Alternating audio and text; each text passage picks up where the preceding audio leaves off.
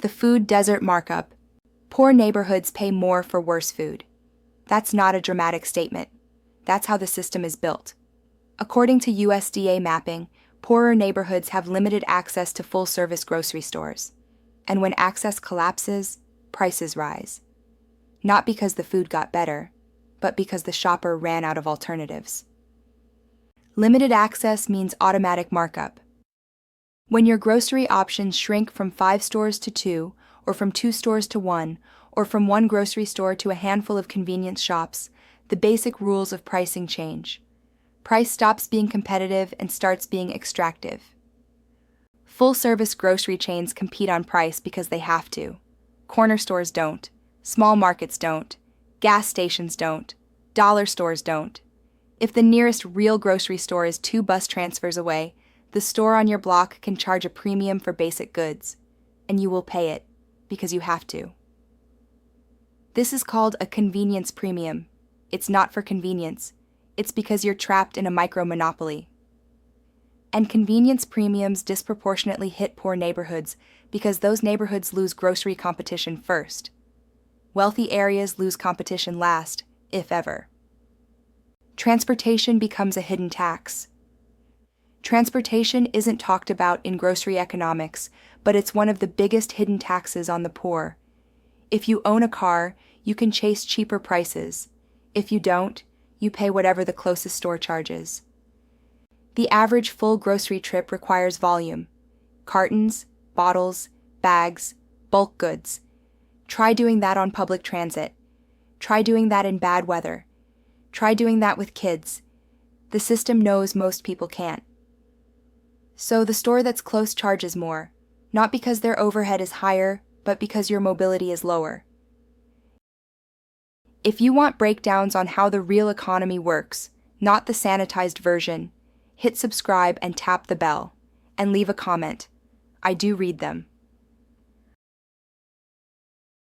Food deserts aren't an accident. In the US, food deserts didn't appear randomly. They formed at the intersection of retail math, logistics, and demographics. Full-service grocery chains don't build in areas where they expect low basket sizes and low margin density. It's not personal, it's profit. The average household basket size in high-income areas is dramatically larger.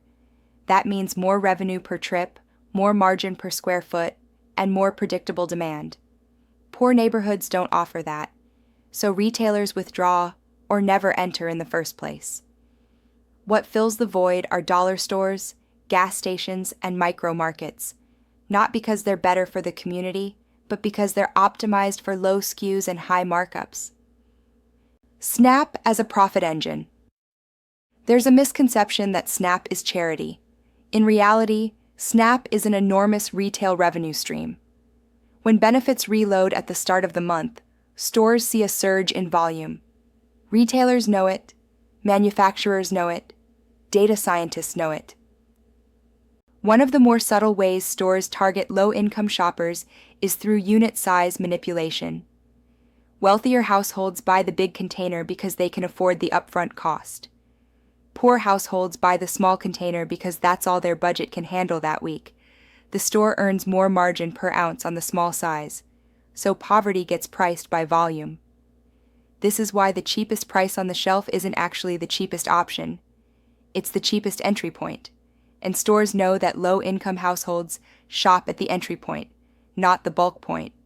The mathematics of poverty gets converted into higher per-unit cost.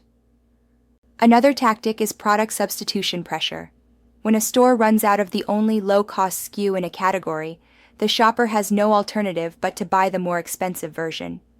Wealthy households don't notice this because their budgets absorb the upgrade.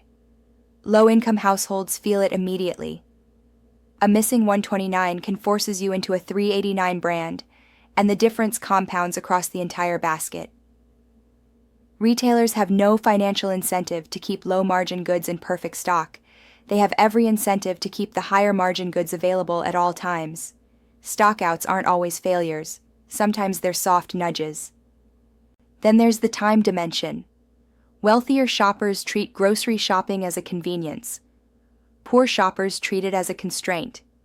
If your window to shop is limited to an hour after work before the bus stops running, you don't get to optimize. You don't get to chase sales. You don't get to comparison shop across stores. Time poverty becomes price poverty. The system prices this in. Stores schedule markdowns and promotions for times that are more accessible to middle-class and upper-income shoppers. Meanwhile, the poorest households shop at the tail end of the day, when the good produce is already gone and the cheapest inventory has been picked through.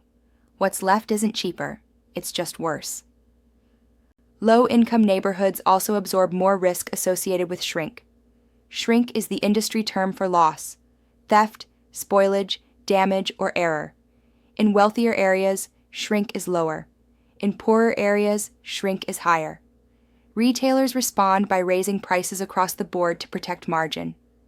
The problem is that shrink gets socialized across the poor, not across all shoppers evenly.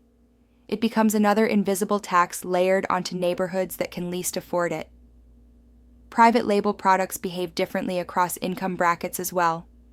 For high-income shoppers, private label is a premium alternative to name brands. Think organic store brand, minimalist packaging, or chef-inspired frozen meals. For low-income shoppers, private label is often the last resort, stripped of quality and variety. The same retailer can operate a premium private label line in the suburbs and a bare-bones survival line in the city. Same chain, different customer, different economics. And finally, there's the psychology of out-of-pocket pain. Wealthier shoppers engage with groceries digitally: subscriptions, delivery, pickup, or basket prepayment. Low-income shoppers pay at the register, item by item, cost by cost, in full public view. When you pay digitally, price fades to the background. When you pay in person with cash or benefits, price is the entire experience.